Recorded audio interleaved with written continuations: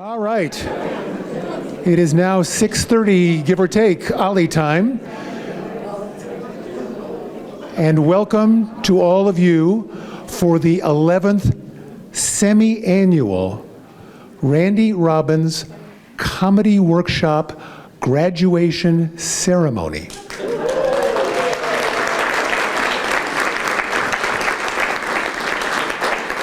And here is the man applauding himself. Here's Randy. Thank you. Hi, everybody. I'm so glad that you respected the time and were not here too early, because at 6 o'clock, the entire group of performers were busy in the bathroom throwing up.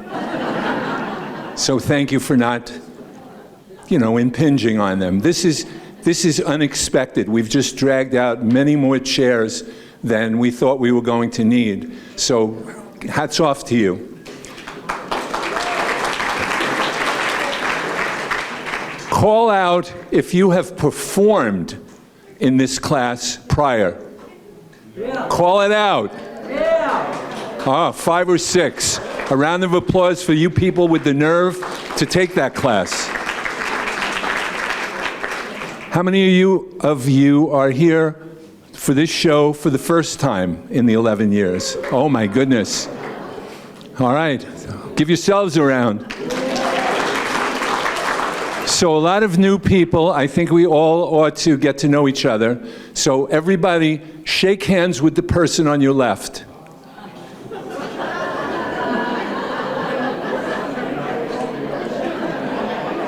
See, ladies and gentlemen,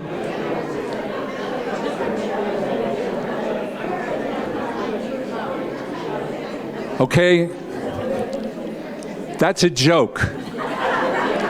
Joke has a setup and a punchline. Setup was, let's get to know each other. Punchline was, shake hands with someone you couldn't shake hands with. That's what the first thing I told this group of people sitting over here when we had the first class. Trust me, this is a difficult class to take. Made more difficult by the fact that they're coming up here in almost all cases for the first time. We have one person who's returning for the 3rd time. He wants to just get it so right.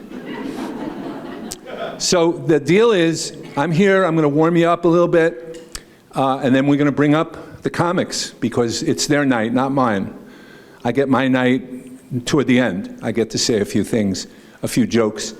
I'm old, and the reason why I say that, thank you, is that I'm forgetful. So I've forgotten what I was about to say. But the good news is I don't care.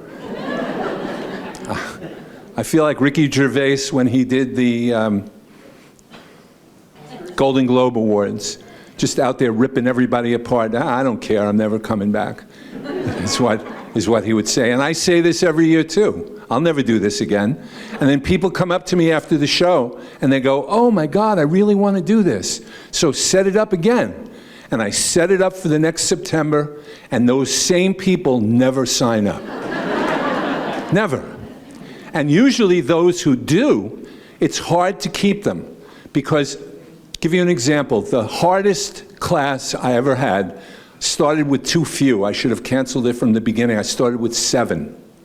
And on the very first day, a guy asked, why does comedy have to be funny? So the next week I had 6. By the time all was said and done, I had 1.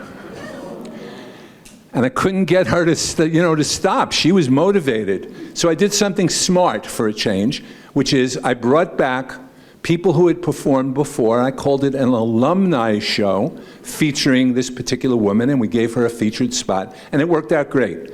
But every year, we run the risk, I do, of either starting out with too many, finishing with too few, this, that, and everything else. Here, we started, I think, with 11. We have 8. We had 9. One became ill, took ill last week. So I want to dedicate the show kind of and give a shout out to Barbara Guffey. You could applaud.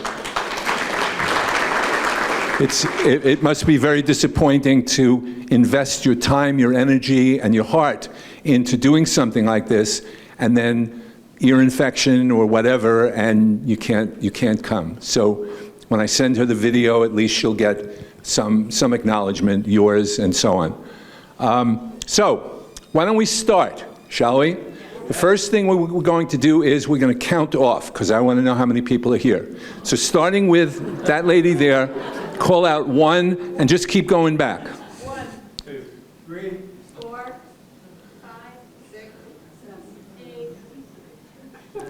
Okay, well, if we get stuck at 9, we know we got trouble. Let's do the show. We'll do a count. We'll do a count later. I saw people in this corner going, oh, I got to get out of here. We get up to the 30s, I'm not going to know what to do. So take it easy. You ready for the first comic? Yeah. Okay. So she was most fun. I didn't say the most fun, but most fun in the class. She prefers to call herself by her last name. So please welcome to the stage, LaBar.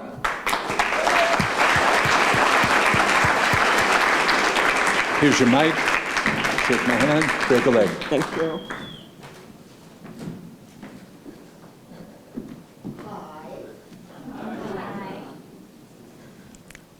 Hi. This is my very first time doing stand-up.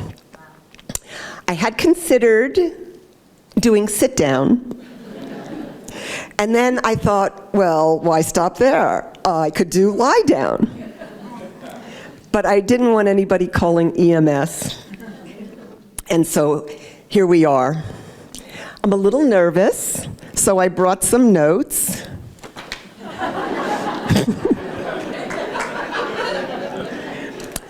Oh, we could do this. So when you're public speaking, it has been revealed that you're supposed to visualize the audience naked. And I'm doing this now. You look marvelous. Except you, ma'am. Oh, wait a minute, you're a guy. Sorry, the beard should have tipped me off.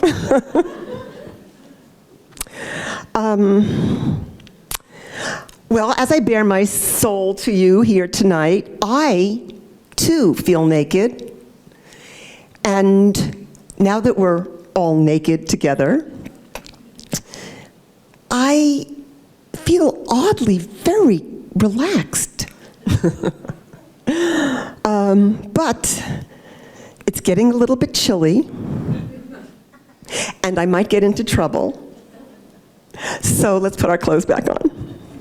Speaking of clothes, I have a lot of them, and I need to downsize.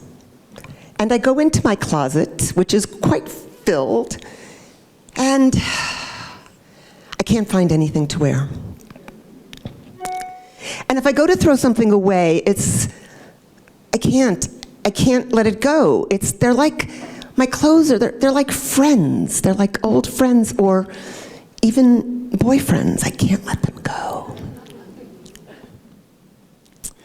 So my body is involuntary downsizing. I'm getting shorter, and so I'm getting a little bit plumper, and so my clothes are like a little snug. And I don't know what's up with that. Like, even my lips are like being sucked in by my own body. I wish my house would suck in some of my stuff. Is anyone else out here downsizing or attempting to? Yay! I'm not alone. And I'm not talking about your spouse or possibly the adult children that might have moved back in with you. That's completely different. That's upsizing. So I have no kids. I have no children. So the only genes that I will be passing down will be my relaxed Levi's.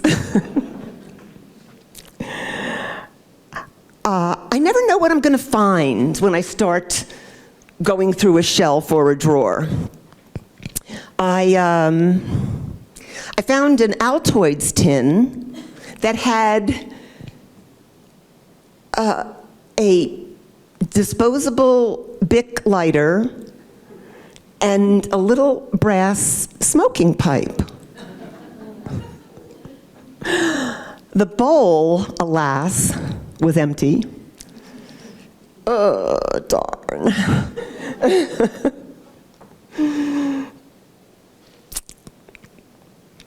Then I went up into the attic and I found an old boyfriend, Lars, who I hadn't seen in 3 months.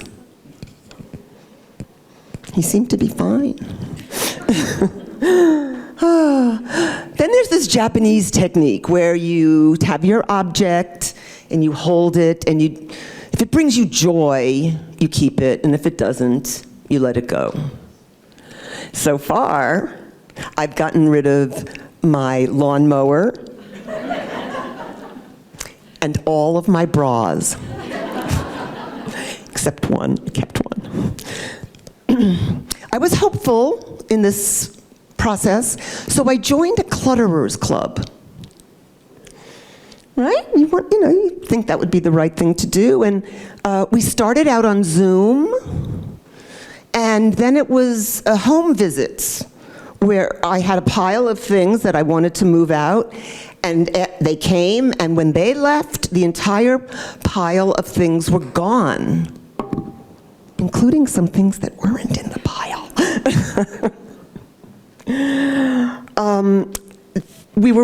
Then I went to their homes, and I found things that were very nice. I liked the stuff that I found in each of the homes, and so I came home with stuff. I redecorated, and I do believe I have more stuff now than when I started. They really should be called the Swappers Club, and I need the Declutterers Club. I'm in good company. Einstein said, if a cluttered desk is the sign of a cluttered mind, what then is an empty desk a sign? End quote. Love that man. Love Einstein.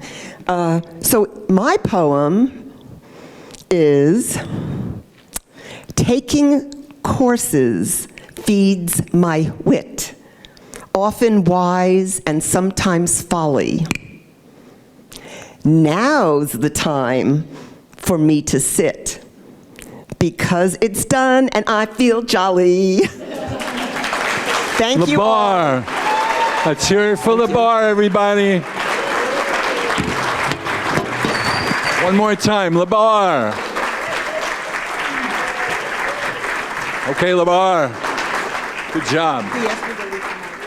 Okay, sounds good. So great, good job. A little housekeeping.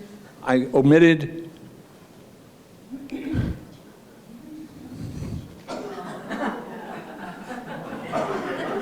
Just saying. Okay, and ultimately I wanted to get to this point, which is the comedy club visual. So that's the last slide. We're going to keep it on for the rest of the night. Ready for more? Okay. Next coming to this stage is a guy who has performed not once before, but twice. It's his third time up. He's a very funny guy. Please welcome Bill Petz. Come on up.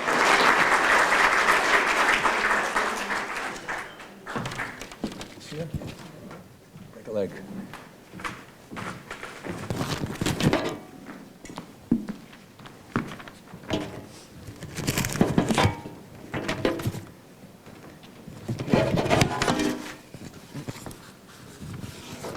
Good start. Oh, welcome, OLLI, and welcome to not OLLI, folks. It's good to have you all here. How you doing? How's your A1C? Is it up here or down here? Well, it seems like the medical world is coming to alphabet soup. A1C, PTSD, MS, HIV, and the dreaded ED. Erectile dysfunction.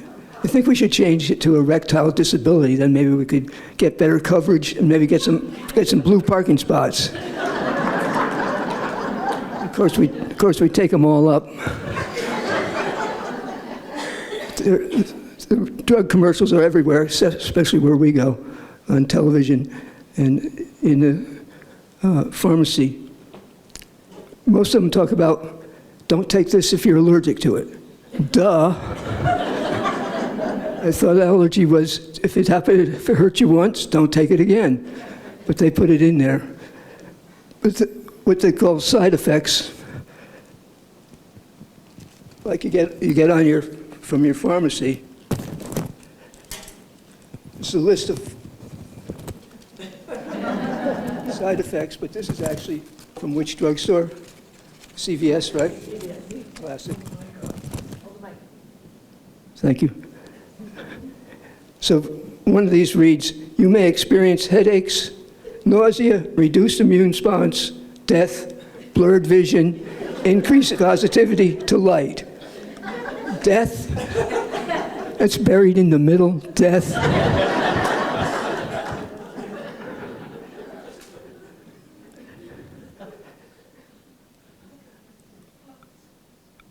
We still a part of the drug culture, of a drug culture. Big Pharma is our grower, and CVS is our dealer. Except they have a new motto. It's just say yes.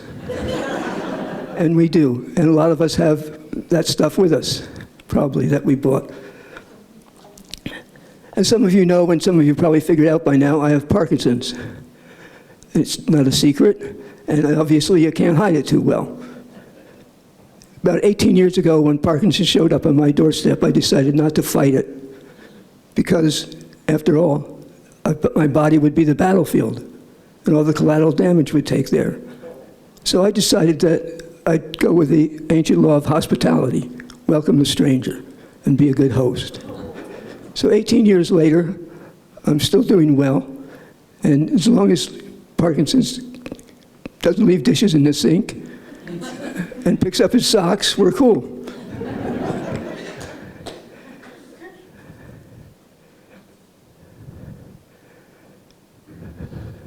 Most of you are familiar with the tremor that comes with Parkinson's. My dog really likes the good scratches. He also benefits from the Parkinson's diet, which is called can't keep it on the fork.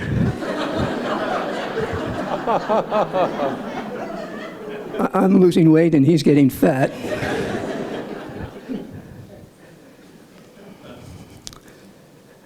Also helped me improve my Joe Cocker imitation.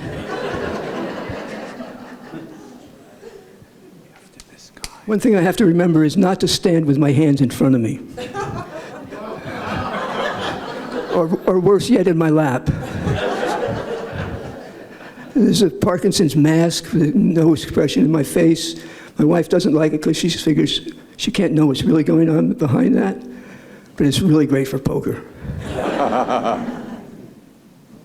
The stiffness and range of motion is also another symptom. If you want to have fun sometime, come watch me get out of my wife's sports car. It's like the Miata saying, don't go. One of the most difficult things about Parkinson's is everything gets really slow. Things go at the speed of dark. You'll get that later. Just reaching for a beer, I look like a Tai Chi master. But when it's not good is when I gotta pee. When you're over 70, your bladder doesn't give you a two-minute warning anymore. It's overtime. The rules change. And it's now. Now is the time. Put down your pencil, close the book, turn off the TV, get out of the car, whatever it takes. Now is the time. Who would thought that zipper and briefs would be so difficult? I mean, zip is fast, right? And brief is, well, brief. But I came up with a tentative solution. I'd start the process on the way to the bathroom, and then when I got there, I'd be good to go. So one night at dinner, the bladder says, "Showtime." So I got up, excused myself, started down the hall, and my wife yells out, "Wait until you get to the end of the hallway." And I turned to look at her, and I never knew Chili's had a salad bar.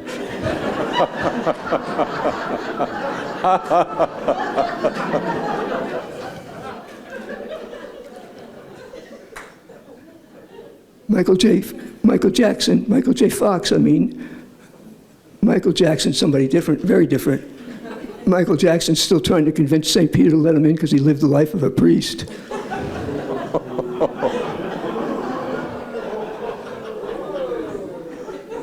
But Michael J. Fox, his book is called Always Looking Up. I don't think I'm going to get along with that one too well. And I'll stick my neck out on that. But I could go with head first. But even the way my head is positioned now, my retirement income is increasing. Just yesterday, in the last week, I picked up $4 I never would have seen otherwise. Michael J. Fox would have never found it. A lot of us had more than one career. My first career was as a minister. Yeah, I know.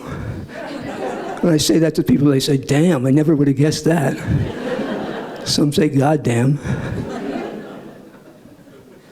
I went to seminary, the whole bit did seminary. Got an MDiv, Masters of Divinity. God is divine, but I'm a master. Got a degree in blasphemy. I knew shortly after I started that I was in the wrong place in the church. I couldn't tell where the intersection of Stairway to Heaven and the Highway to Hell took place. And there's always been a lot of hypocrisy in the church. They say, honor the Sabbath and keep it holy. Then they wanted me to work all day Sunday. As Randy indicated, this is not my first show. Stand-up is hard. So I watch a lot of YouTube of other comedies, folks, to see what I can learn from them. One of the things I learned is that I use the F word an awful lot. F word your mother, F word your boss, F word your Uber driver, F word this, F word, it's ubiquitous. So I thought just to be professional, I'd say it just once. Facebook. Fucking Facebook.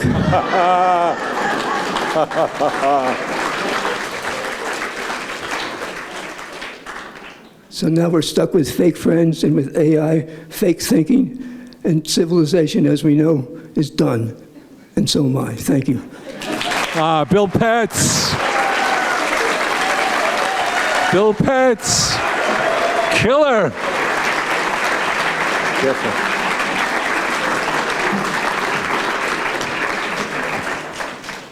You know how much of his stuff I wrote? None.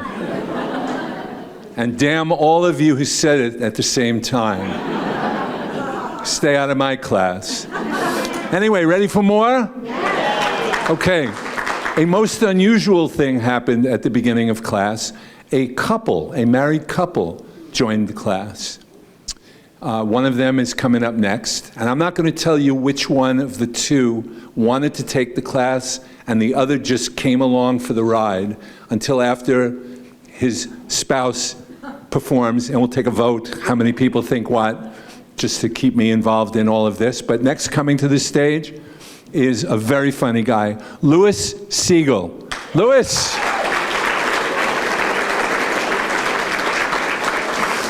Take a leg. Thank you.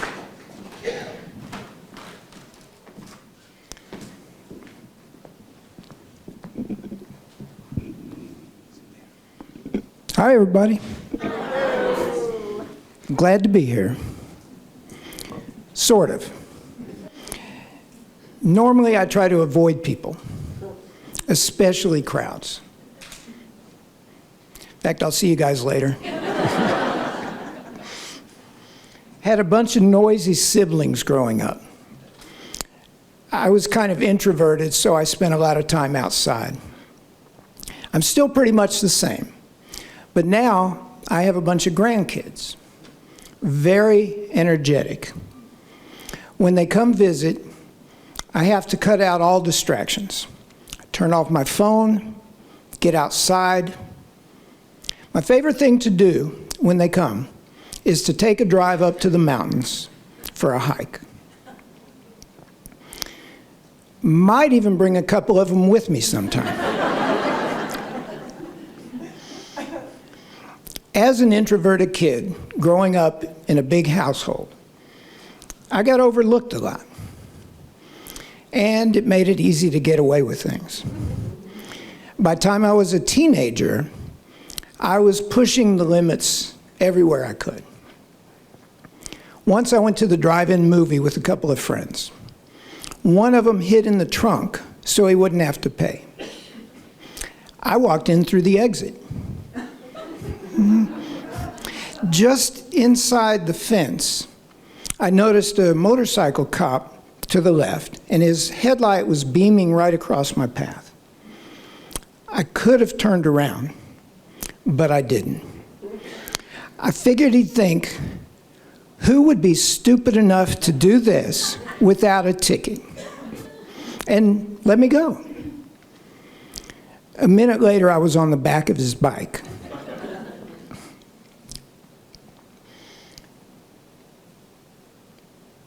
Sorry.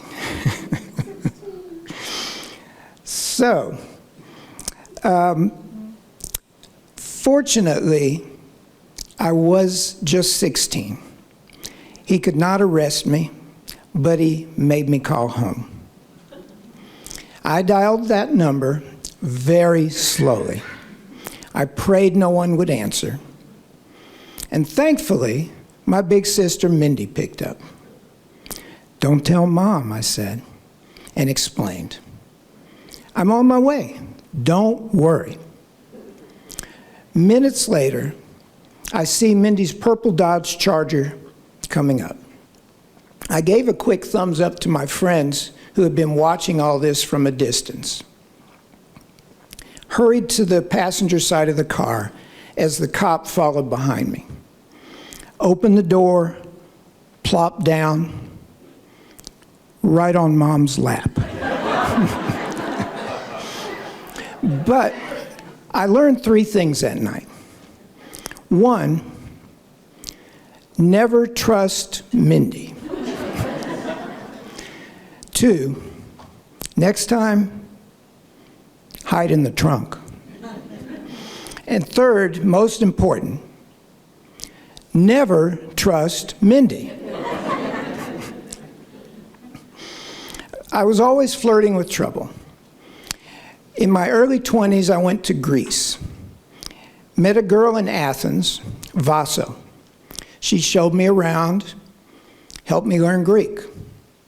I invited her to come with me to the island of Mykonos.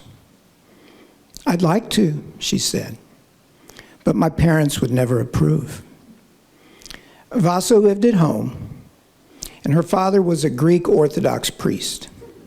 Very strict. Then Vaso said, "Maybe I could go if I tell them we're engaged." "Sure, do what you gotta do." A few nights later, she invited me over for dinner. Turned out to be our engagement party. When her father came over and started reciting a blessing, I thought it was for the food. Then he pulled 2 gold rings out of his pocket, engraved with our names. Awkward. "Don't worry," whispered Vaso. "Just play along." Her mother came over. spoke very little English. She tugged me over to the telephone and said, "Call Mother." No. Many drachmas. She pointed at the phone. "Call." I dialed that number very slowly. Prayed no one would answer. Especially prayed Mindy wouldn't answer. When my mom picked up, I explained. "Don't you hurt that poor girl," she said. "It's okay, Mom, don't worry. This was Vaso's idea." Well, the next day, Vaso's parents insisted that I check out of my hotel and move in with the family. And finally, Vaso and I left for Mykonos. Beautiful, beautiful island, beautiful girls. Couldn't talk to any of them because I was engaged. On the way back to Athens, I decided it was time to break it off with Vaso. Then at dinner that night, Vaso translated as her mother invited me to join the family on their annual trip to Zakynthos for the long Easter holiday. A month? A gorgeous island? Maybe the breakup could wait.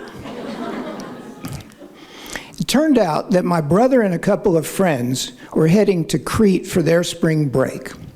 So I left Zakynthos for a few days to join them. Stopped on the way at the family's apartment in Athens for the night. And I got to thinking. In Zakynthos, Vaso and her mom had started making wedding plans. Vaso kept saying, "Don't worry, play along." She had even brought up moving to the US. But as I thought about it, I realized her mom hadn't even been in the room when she'd said that. I made a mental note. Never trust Vaso. The next morning, I wrote her a note, placed my ring on top, and left. I knew I'd done the right thing. Still, on the way to the ferry for Crete, I was uneasy. I felt like a fugitive. I kept looking over my shoulder, expecting to be put on the back of some cop's motorcycle. But I made it to Crete, met up with the guys. We hiked the Samaria Gorge, spectacular. Wound up in a cafe in a tiny little village, a seaside village. We ordered some food.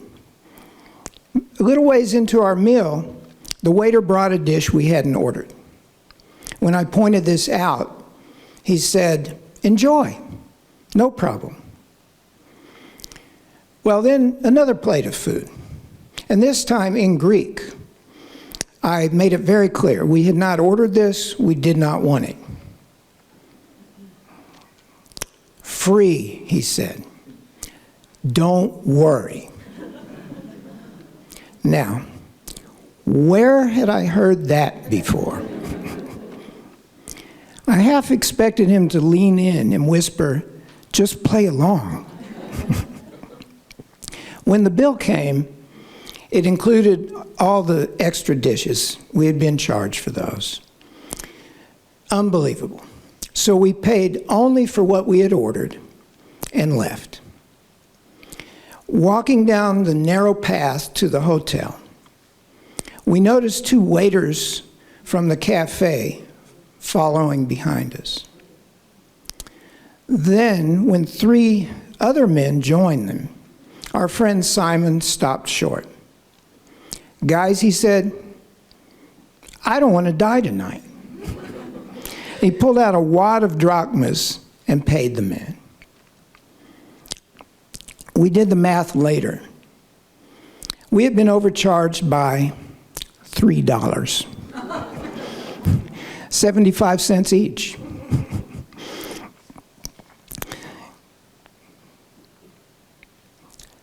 Well, the name of that village, and I'm checking my notes because I want to get the pronunciation just right. Sofukia. Seriously. Look it up. Thank you.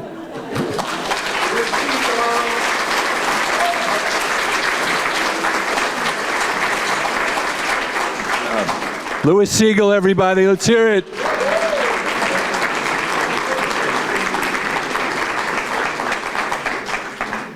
Our next comic, she's a very funny lady. Welcome, give it up for Liz Cherner. Liz? Thanks. Break a leg.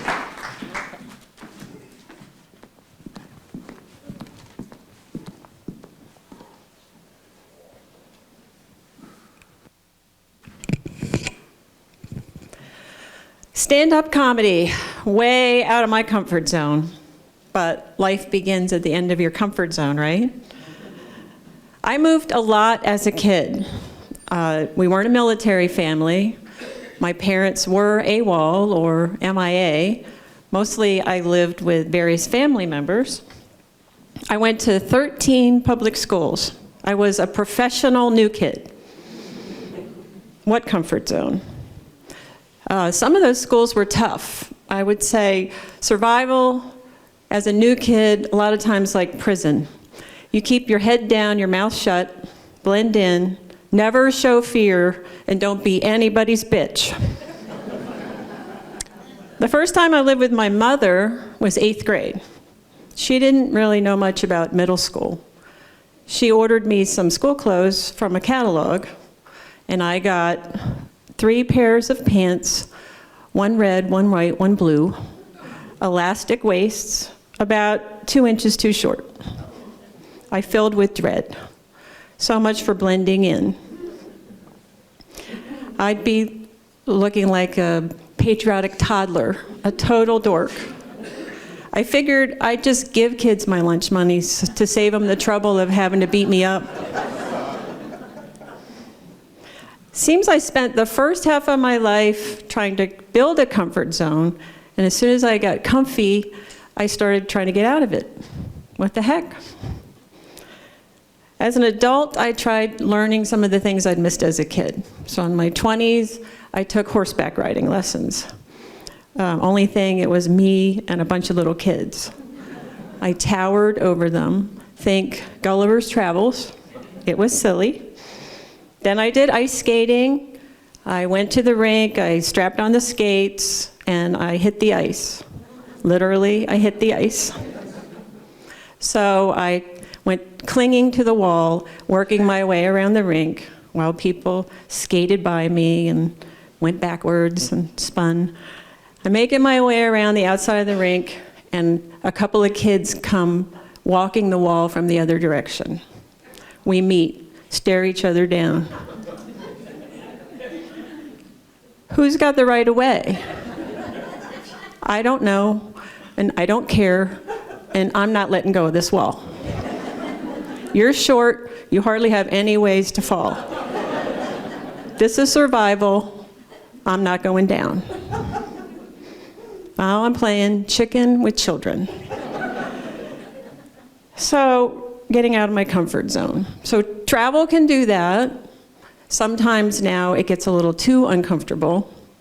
We all know about airlines shrinking seats and crowded planes, cancellations and delays, chaos.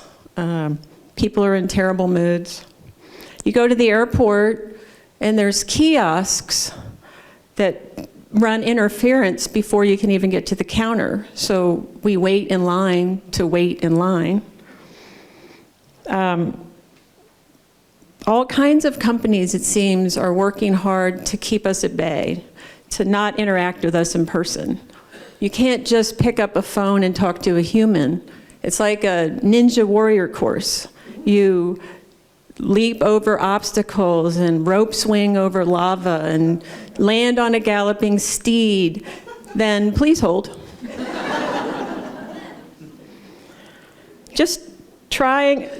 Let's see. Go to our website, they tell us. Do it on the website. Find it on the website. They won't even put the phone number on the website. If you do manage to find their phone number and call, you'll get an automated message that drones on and on. But please listen carefully as the options have changed. And more stores would like us to self-check our way out, please, which never works for me. It's always something. Place your item in the bag. I did. Place your item in the bag. I'm traveling more by car. A friend and I took a road trip recently, and we needed to go to the bathroom, and we saw a sign for a place called Buc-ee's, like the Beaver. Have you heard of this place? Okay, apparently I'm late to this party because all of America is already there. There's long lines of cars to get in. There's rows of gas pumps, more than 100, and every single one is full. The giant parking lot is full. The overflow parking is full. No trucks, though. No 18-wheelers allowed, because Buc-ee's is keeping it classy. Inside, it's enormous, and it's packed. I can't even see the other side of the building. The bathroom, to get to the bathroom, I have to go through acres of cheap, schlocky stuff. Hats, t-shirts, blankets, made in China gifts, all with beaver logos. If you can put a beaver on it, they have it for sale. I can't be the only one thinking, what's with the beaver? Like, did anybody even think of the double entendre? Apparently, the founder's nickname as a kid was Beaver. Now, you can't tell me a kid with a nickname like Beaver hasn't heard every variation of that theme.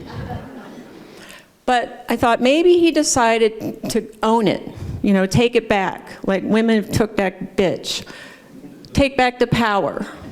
Now he's rich while people eat his beaver nuggets.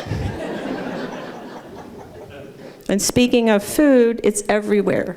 There's a barbecue station, a beef jerky station, a fudge station. There's assembly lines of food. It's like Walmart and Cracker Barrel had a baby.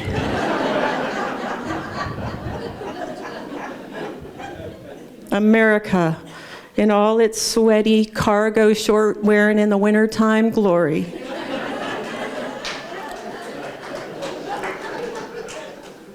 It's open 24/7, except maybe, judging by the crowd, January 6th.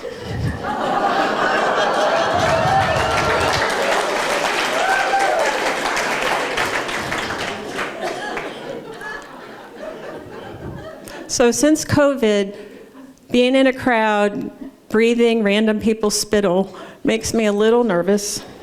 So I'm holding my breath as I get to the bathroom, and I find the line and I wait. And as soon as the stall opens, I go in. And you know something that's both comfortable and uncomfortable at the same time? A warm toilet seat.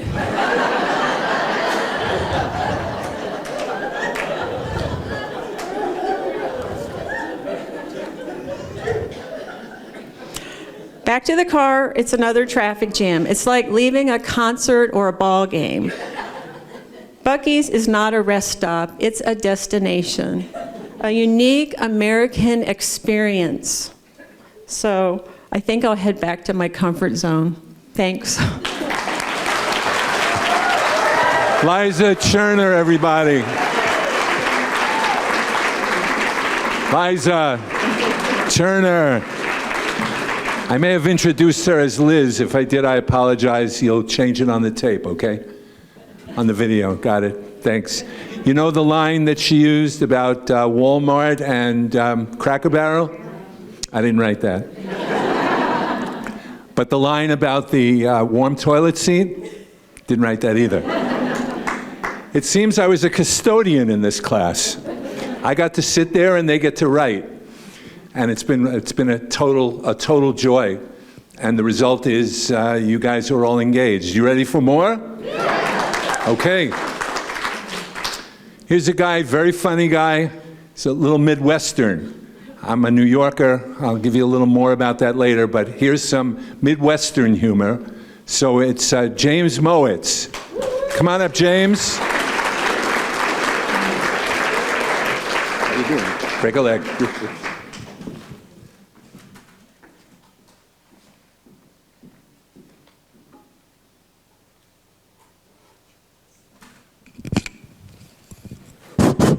Well, I was born on a farm and raised in Nebraska. My mom and dad had 5 kids, all for the sake of labor. That's right. No migrant labor, no unions, no strikes, just kids working. And we went to a very, very somewhat strict religious church.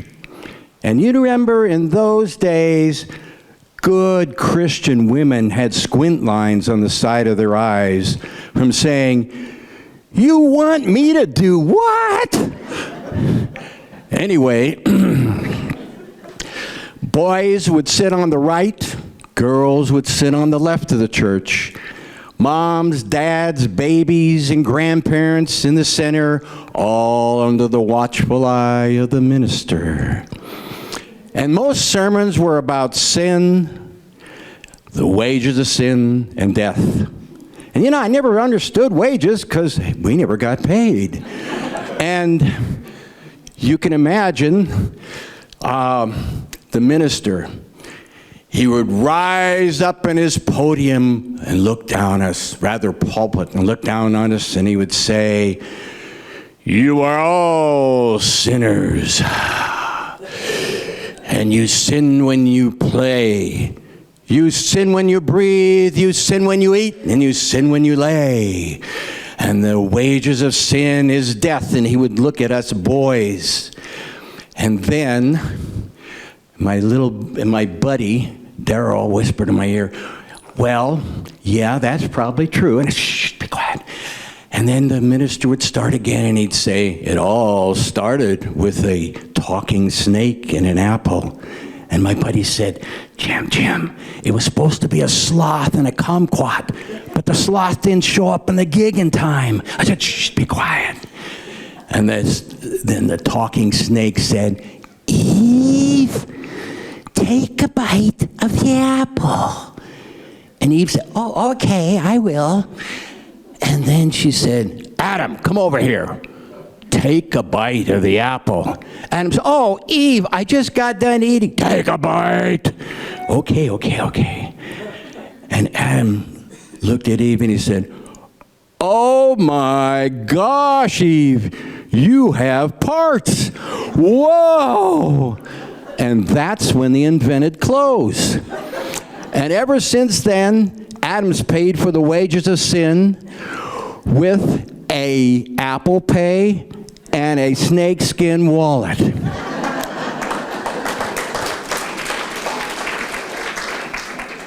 Anyway, we kids loved to go see our grandparents in Minnesota. Javel. My grandpa was a farmer and he loved to fish. And my grandma, well, she was an excellent cook. And after they were married, they wanted to join the Lutheran Church. That's what you do there, you know. And they went to the minister and said, "We'd like to be a member." And the minister said, "Well, you're going to have to show that you're worthy. In fact, you need to abstain from sex for 30 days.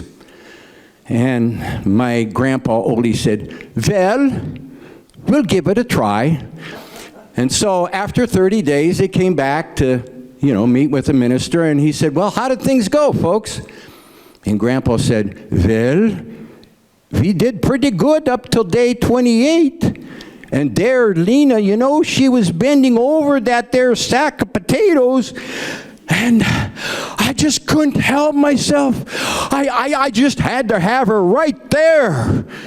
And the minister said, well, I'm sorry, folks, but, you're going to have to try some other time to be a member. Maybe next year. And Grandpa said, well, the grocery store said the same thing. We couldn't come back there either.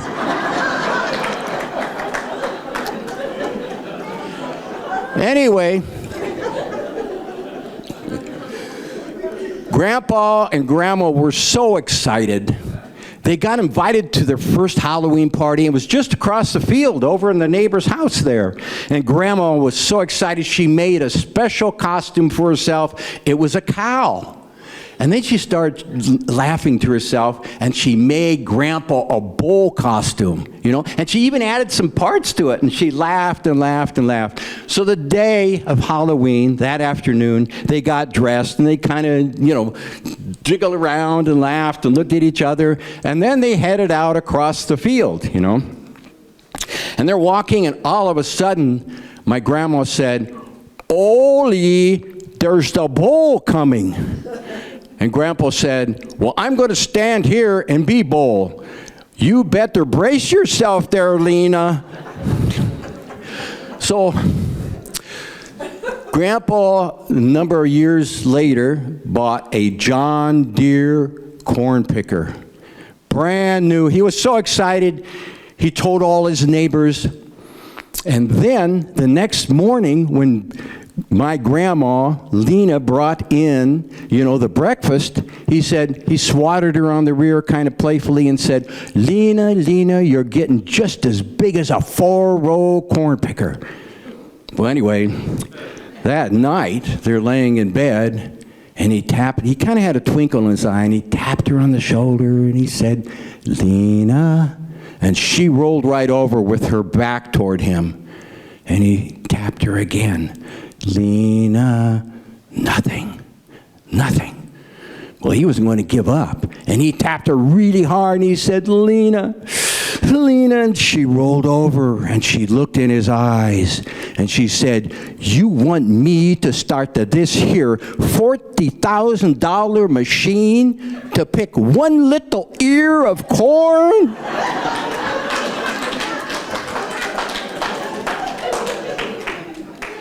Later on, Grandma decided she wanted the finer things in life, so she's going to get a job. And she read in the paper there was an opening in the chicken factory. And so she went to the factory, and she opened the front door, and there was this young man there. And the minute the young man saw her, it reminded him so much of his grandma. And so he thought he'd help her out, and he said, oh, come on over here, and I'll help you fill out the application. Yeah, sure, So they sit down, and he says, now, what is your name? And she says, my name is Lena Svensson. She says, oh, that's a lovely name, Lena. And I see you have beautiful blue eyes. Yeah, I sure do. And then he said, well, now, Lena, what is your height? And she said, well, it'd be about 5 foot 8 inches. And he said, oh, that's a lovely height. And he said, now, this is for a chicken plucker. Are you a good chicken plucker, Lena? Oh, I be the best in all of Wilmer, Minnesota. And he said, oh, that's just great. And then he looked down in the application, and it said, what is your weight? And he looked at Lena, and he didn't want to embarrass her, so he thought he'd use some humor, and he said, Lena, you're just a big, beautiful woman. Now, if you were a man, you could probably play for the Green Bay Packers. And she looked at him, and she said, oh, no, I only play with OLLI's Packer. Anyway, when my grandpa and grandma were much older, in retirement, Lena had a really bad day, She said, OLLI, just look at me. My legs are big, my thighs are fat and wide, my boobs are hanging. OLLI, could you just say some compliment? I need a good compliment just about now. And OLLI looks at her and says, well, your eyesight's pretty good.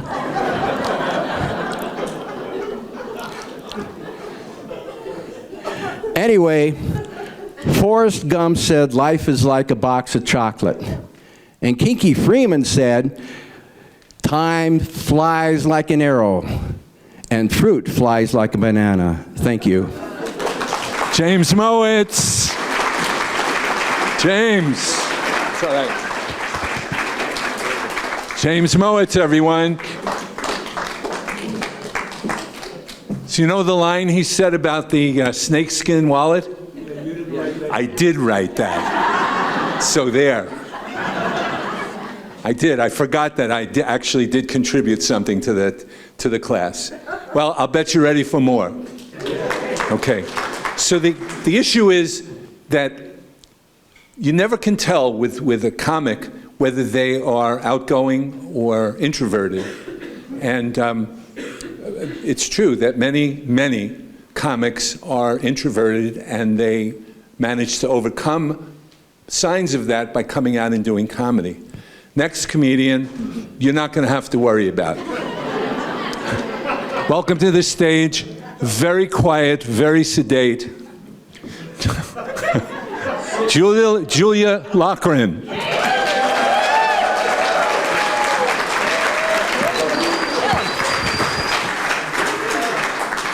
Oh my gosh, this is beautiful. I do love a microphone and a spotlight for any of you who don't know.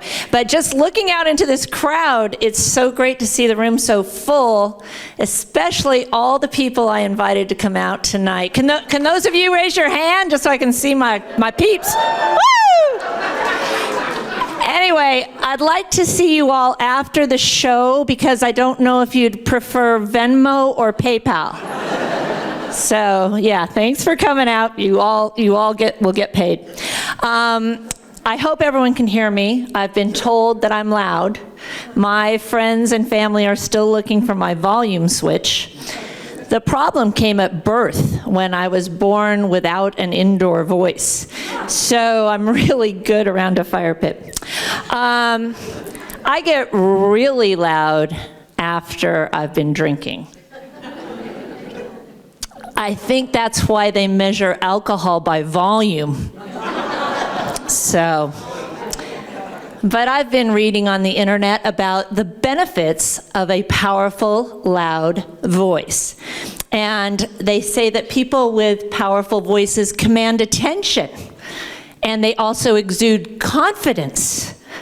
But I'll tell you, the best thing about being loud is that I can get the bartender's attention when I need another drink. Bartender! So that's good. I know I appreciate all of you coming, but somebody who's put up with my loudness for more years than he should have is my husband, Wiley. He's out in the crowd. Can you just raise your hand, Wiley? Raise your hand. Raise your hand. No, not stand up. Raise your hand. Yeah. It's okay, he's crazy. So my husband and I moved to Asheville from the DC area in 2016, or as I like to call it, 4 BC, 4 before COVID. Yeah, so we have been happily married for 25 years, and this year we'll celebrate our 39th wedding anniversary.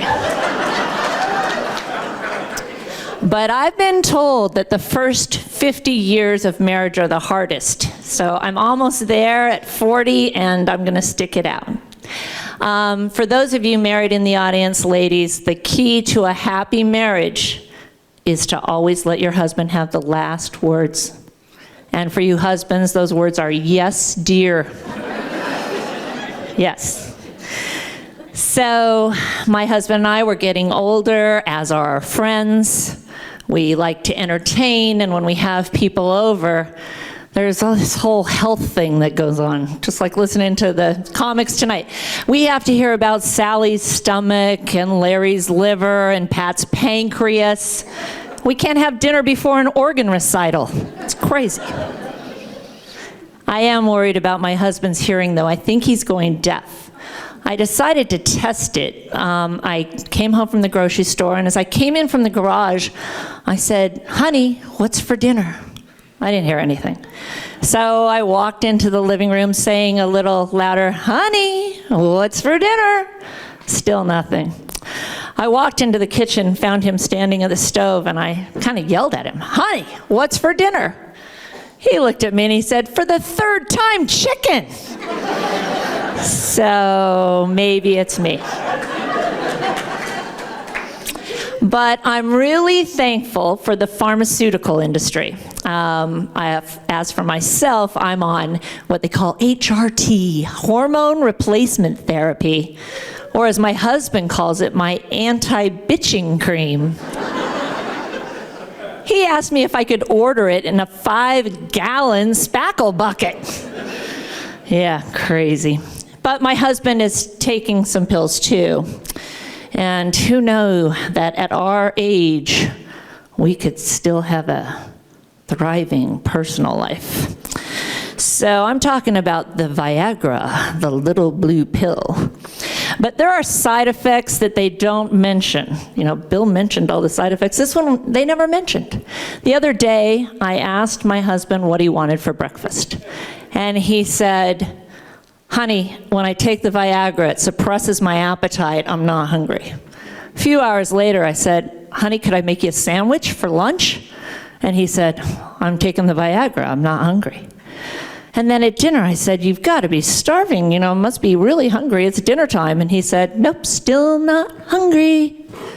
And so I tapped him on the shoulder and I said, "Well, I'm starving. Can you roll off of me?" So another side effect from that little blue pill is that my husband wants to have sex everywhere.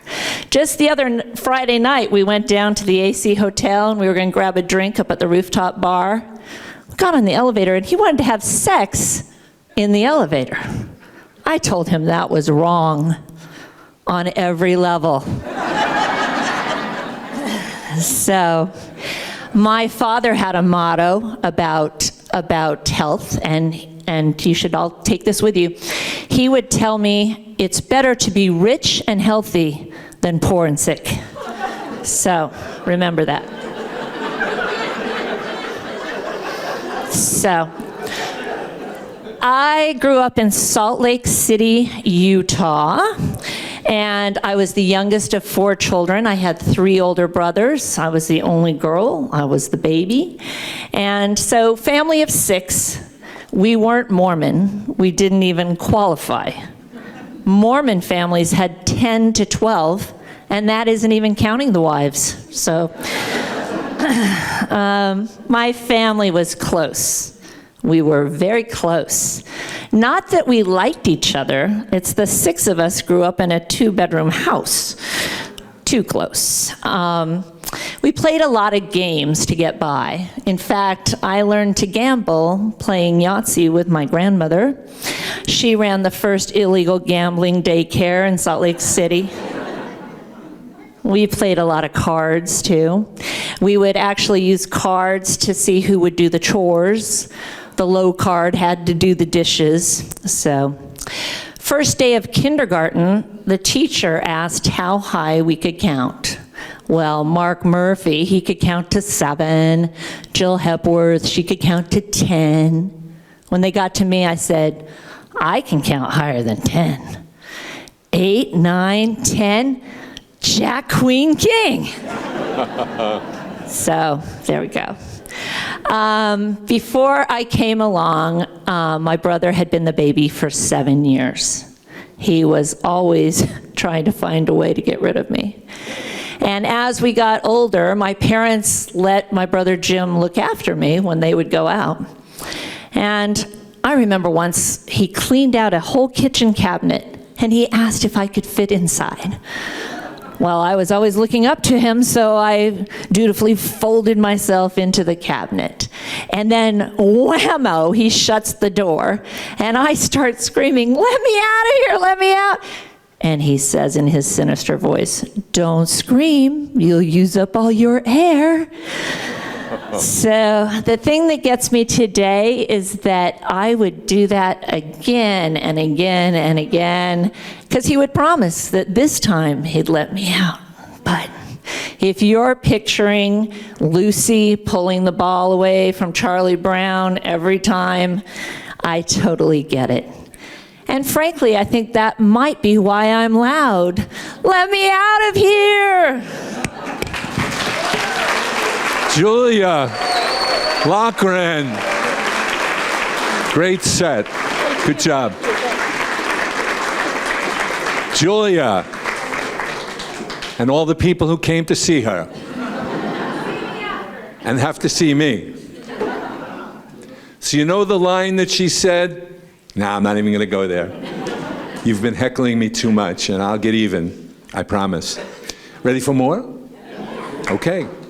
Coming to the stage next is a very funny lady. Can you believe it? 4 women. Never had that many in a class. It was great because we got really the other side of things, such as the last words. Yes, dear. I wrote that one down, but I didn't write it. So I'm not claiming credit for it. Anyway, coming now to the stage, a very funny lady, Lorraine Lopez. Let's hear it for Lorraine.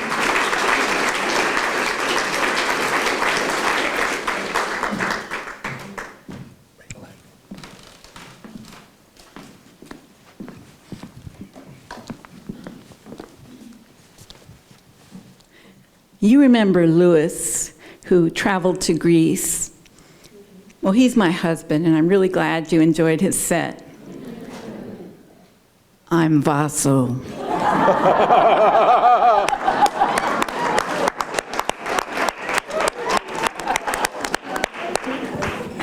Play along. Actually, I'm Lorraine Lopez, no relation to J-Lo. The resemblance is uncanny, I know, but she's actually not my twin sister. We're very different. I'm more dignified, more reserved, antisocial, some have said. I have a please leave me alone personality, and I love to gripe and complain. So loads of fun, right?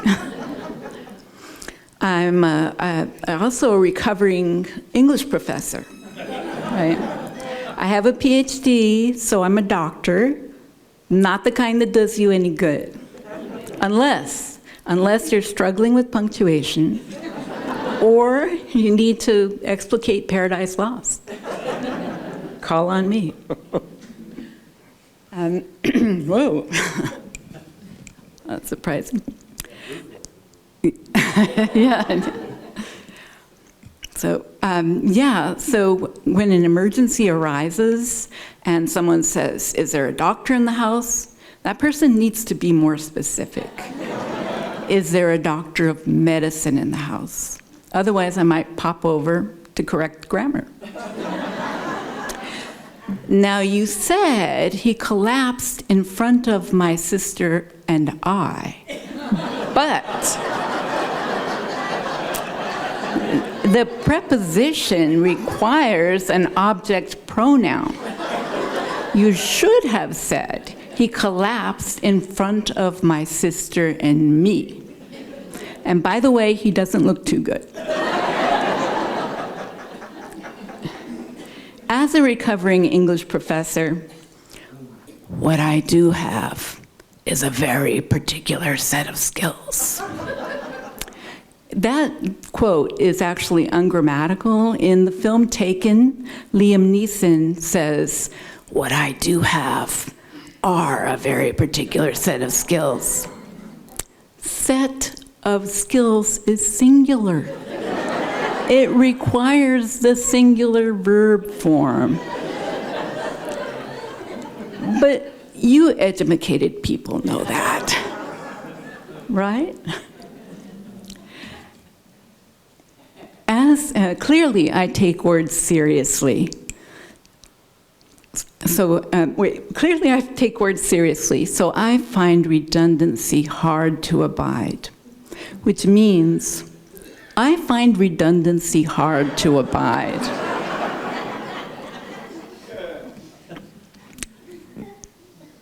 For example, take the phrase wink an eye. Do we really need the eye?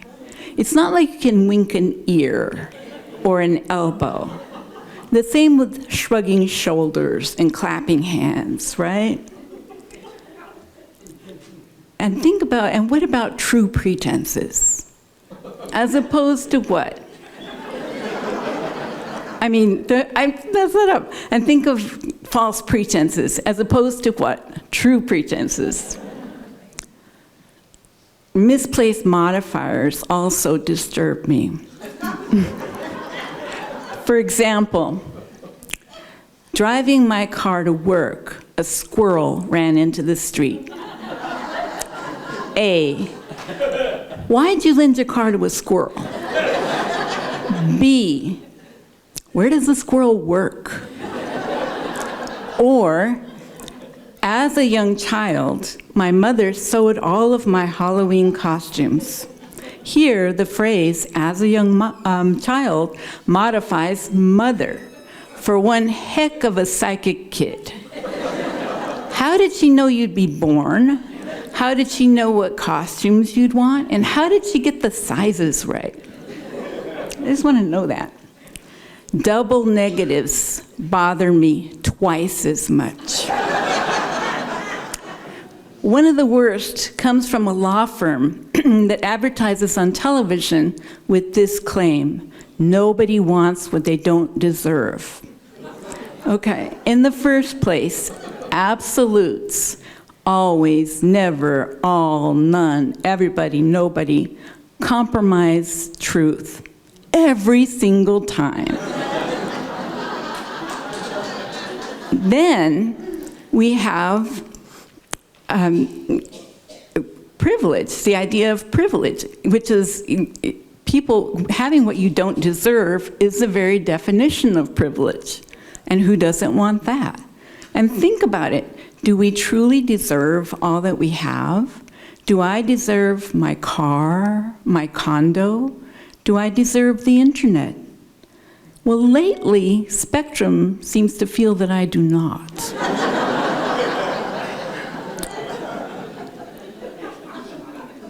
Before I was a cluster of cells in the womb, what exactly did I do to deserve potable water and electricity? Don't get me wrong, I want those things. I absolutely want what I don't deserve. So maybe that commercial is spot on. Nobody wants what they don't deserve. Everybody does. Everyone wants that. As a former English professor, I enjoy word games like Scrabble and Quiddler. Fortunately for me, my husband does too. When we moved to Asheville and learned about, well, fortunately for me, my husband does too. Remember the singles classifieds back in the day, long before OkCupid and Grindr? Ads that would say, looking for such and such for serious commitment, no games. I'd see those and think, no games? Why the heck not? What are you supposed to do over dinner? Talk to each other? Good God. When we moved to Asheville, we learned about the Scrabble Club here, and our eyes lit up. We headed out to the rec center that hosts the club and found us playing several games over the next 4 hours. Yes, 4 hours of neck-stiffening, back-burning, headache-inducing tile swinging with monosyllabic strangers, every bit as odd as we are, and we loved it. We've become regulars at the club that meets each Sunday. Once, as we came back from the club, we ran into our neighbors, and they asked if we were returning from church. My husband explained about the club, and I said, it's the closest we'll ever come to a church. the dictionaries, our Bible. Haven't really seen them around since. Now we're preparing for a Scrabble tournament, and we have to learn as many words as we can in order to play them, and also to know when an opponent's trying to sneak in a phony baloneyism, right? In a recent game against me, a man played T-I-D-A-Y, tie day. What is that? The opposite of casual Friday. Turned out to be a fake, but I didn't challenge because the Scrabble dictionary allows all kinds of words. Merriam-Webster indeed moves in strange and mysterious ways. It allows words, the Scrabble dictionary lists words for extinct oxen, for obscure explosive gases, for Gaelic variations on just about everything. It includes crocodile and croc, but there's no listing for guac. Guacamole is allowed, but not guac. Outside of Scrabble Club, I never grope for a synonym for rhinoceros, Keitloa, nor do I have reason to come up with the plural term for the coin used in ancient Rome, denarii. When ordering tacos, no one says, I'll have the Keitloa grilled, corn tortillas, no cheese. Have you got change for 20 denarii? In everyday life, 7 words for a pile of rocks aren't necessary. And I don't like to think about, much less need the name for the movable wing flap on an airplane. It's enough for me to know what to say when that thing's not functioning. Oh, shit.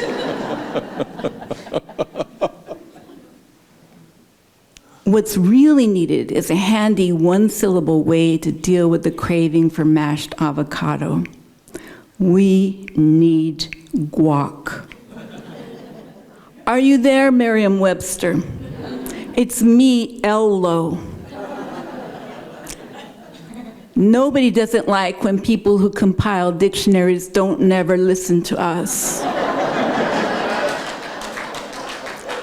Right? Right. No? And there you have it. Leave me alone personality, recovering English professor, Scrabble fiend. I am living the life. Jennifer Lopez wishes she were me. Thank you. Lorraine Lopez. L-Lo. Good job. Beautiful.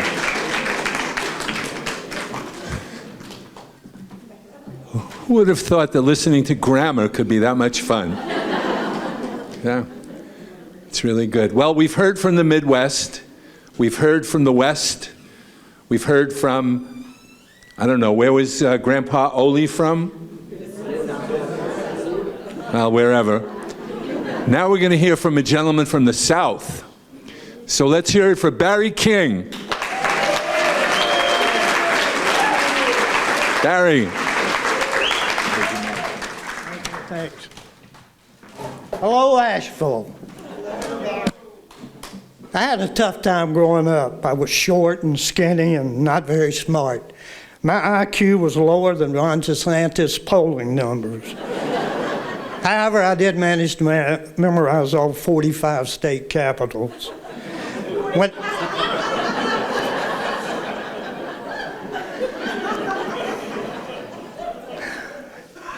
When I was 5, I was diagnosed with CLS, that's chicken leg syndrome. The joke in my neighborhood is, why did Barry cross the road? Coyotes chased me home from school. I was at the beach and 2 kids grabbed my ankles and made a wish. Colonel Sanders, I was a poster boy for Colonel Sanders. And my nose, it's longer than an Ingles cash register receipt. It's something you see on Mount Rushmore.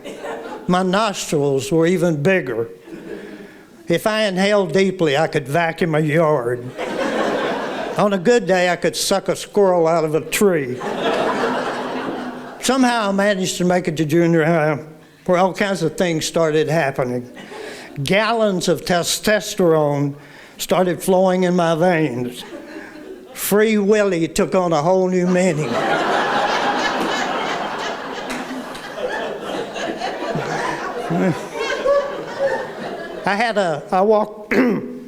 I walked around with a never-ending pocket rocket.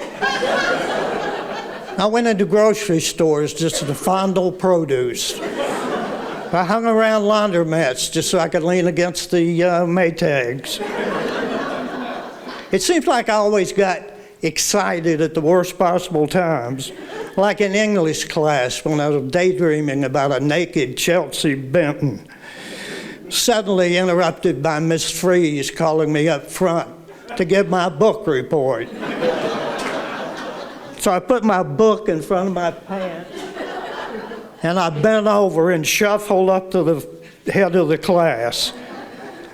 Miss Freeze said, "Barry, don't slouch. When you're giving a book report in my class, you need to project confidence and stay erect." So,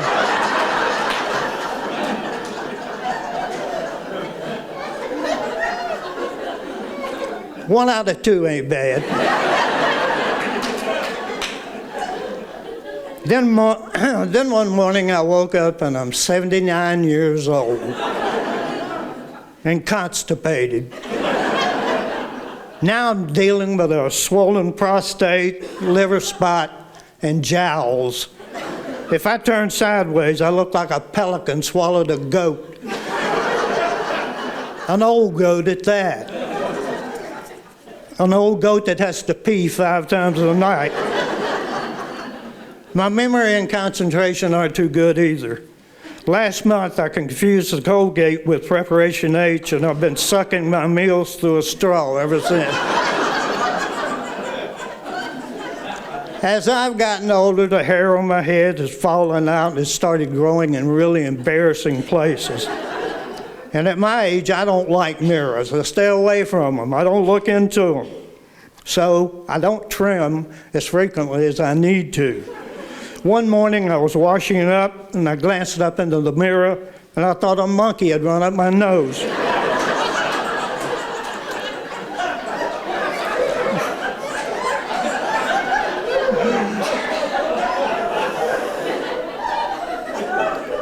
I looked like Rapunzel.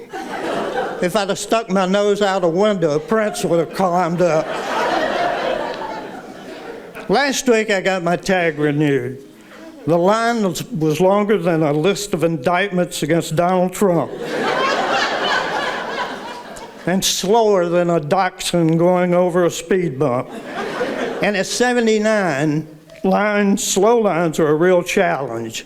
All my sphincters, which were once tighter than a condom on a watermelon,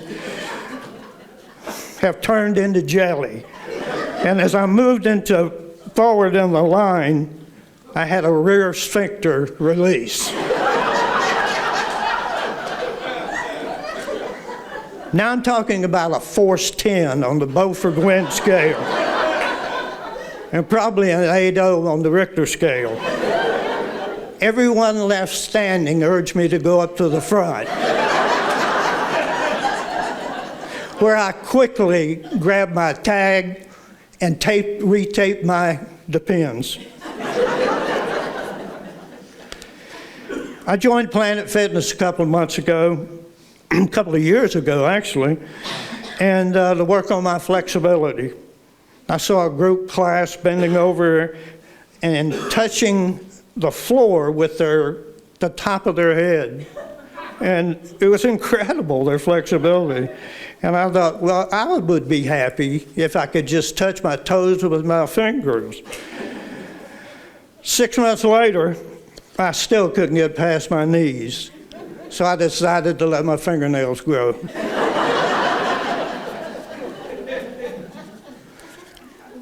Cornhole. You know that's a game? When I was a kid, you went to prison for that. Why would you name a game after a felony? Every time I hear that name, I butt pucker.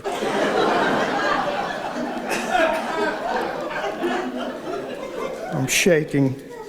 Around middle age, my doctor started pushing me to have a colonoscopy. Now, we live in a country that has sent men to the moon, brought them back safely. Why can't we have a procedure that you don't have to eat Jell-O and drink half a lake in Michigan? The prep comes in a 2-gallon jug, and it's supposed to be flavored, but that's only if you think slime on a slug is a flavor. I drank all this stuff until I felt as bloated as a tick at a blood bank. Then 2 hours later, I felt like a dysentery survivor. When I made it over to the hospital, they wheeled me into what they call the gastro suite. Now, I've been in some suites before, but this one, it did not have mints or complimentary wine. But it did have a doctor with eyes emptier than a collection plate at my church, and a nurse holding tubing that looked like it would fit my car's radiator. On the floor, there was a chalk outline of a body. I lost my nerve right then. I had a rectal contraction that couldn't have been penetrated by a roto-rooter. But they had anesthesia, so later, when I woke up, there was a nurse standing there with my discharge instructions and wallet-sized pictures of my colon. Who knew they did? I didn't know they did that. So, excuse me. The only way you can really identify your colon, and it could have been anybody's colon that they're showing you. I don't know. The only way I know to identify your colon is to put your head up your rectum. The only people I know that can do that are called congressmen.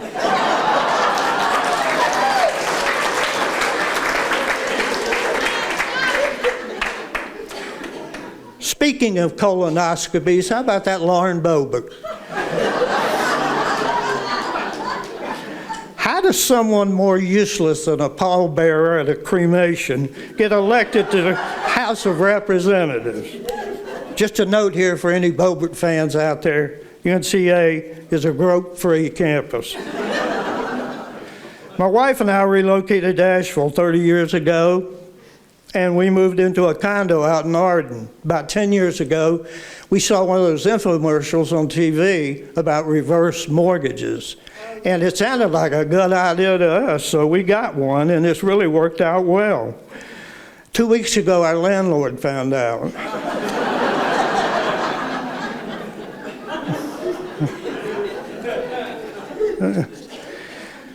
We also bought a bidet not too long ago, and we couldn't afford the entire bidet, so we found one online that attaches to the commode you have in your house. And it was made out of plastic, but it looked like it was well made. But anyway, we went ahead and ordered the deluxe model, which has Bluetooth and a water pick feature.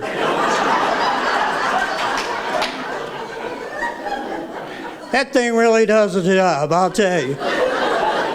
First month, our water bill was $800. It has 3 pressure settings on it: babbling brook, spring rain, and cornhole. Thank you, Asheville.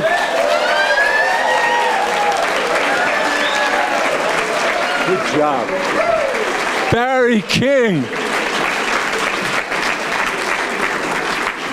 Barry King, everybody.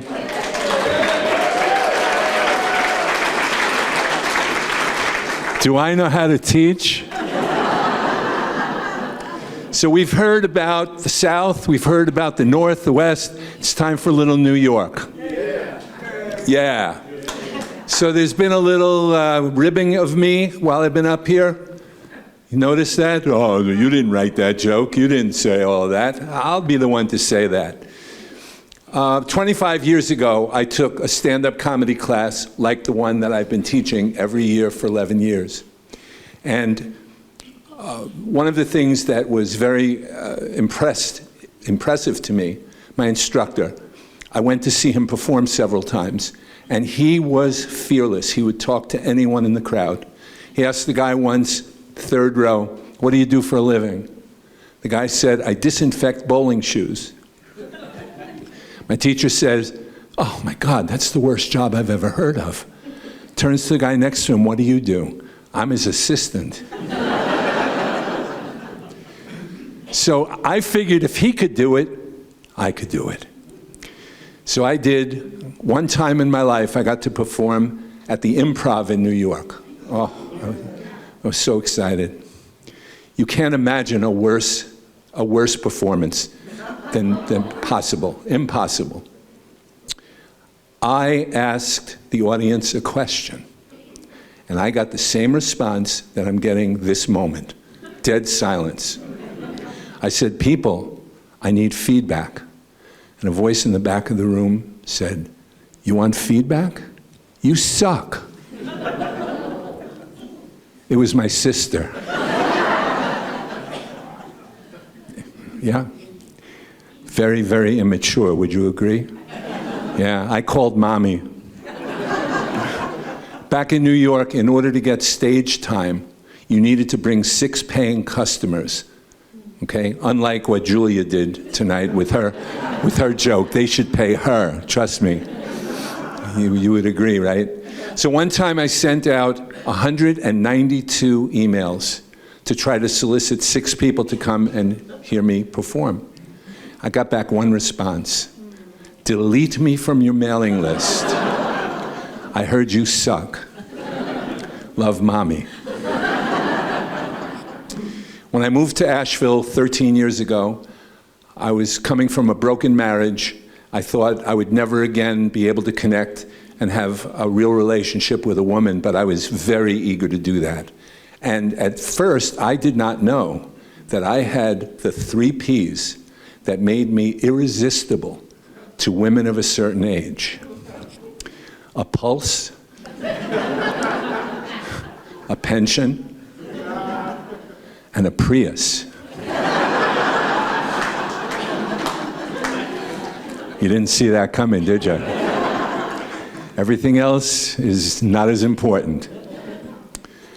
So, oh yes, this is what I wanted to tell you. The class, wonderful, wonderful group.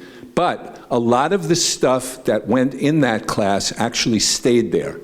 One person, I think it might have, well, I don't remember who it was talking about the consistency of her dog's bowel movement. As if that wasn't like annoying or irritating enough, the next week somebody came in and directly asked that person, "So how's your dog doing?" Now, I happen to be not a dog enthusiast. And I have to admit that they're not that fond of me either. But when I came here, eager to meet a new woman, I went to meetups all over the place. I even went to a vegan meetup. And during the social period of this event, a woman was complaining that her next door neighbor had put out their dogs on their deck early in the morning and left that dog there till late at night. Those dogs, sorry, 2. And all they did was bark. They barked at passing cars, pedestrians, blowing leaves. They were driving her crazy. Well, says I think I can maybe make some time with her. So I said, look, let me give you the New York solution. I wouldn't do this, but in New York, they would wrap chopped meat around crushed glass. I know. Lob it over the fence. 30 minutes later, voila, problem solved. But this is Asheville. And she said, "Are you crazy? Red meat?"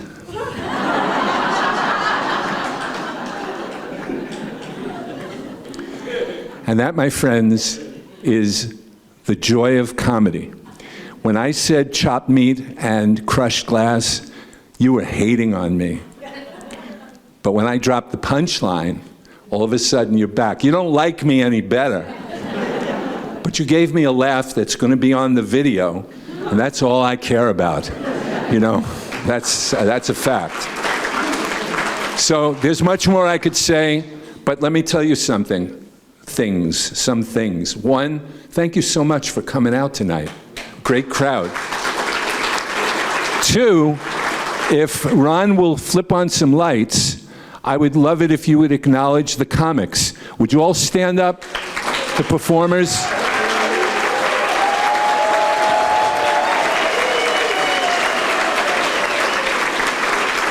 Good job. Keep it on. It's fine. Thank you for that. I hope that each and every one of them feels gratified that they took the class and more gratified that they survived the evening.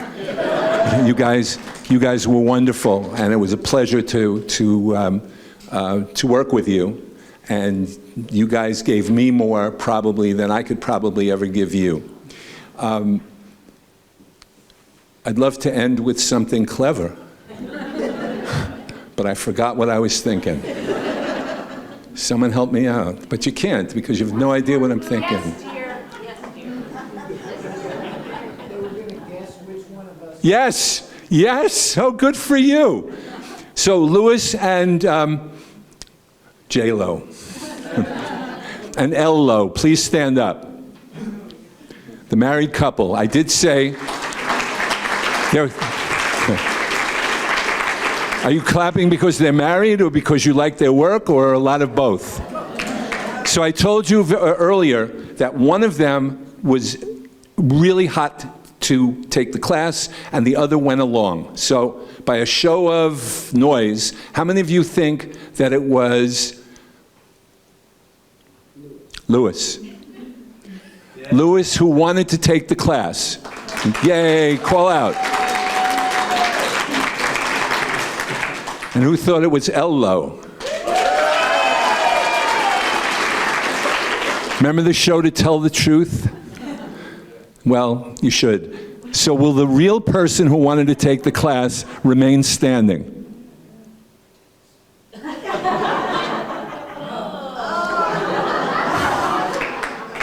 There you go. Everybody, please get home safely. Please get out and come again next year.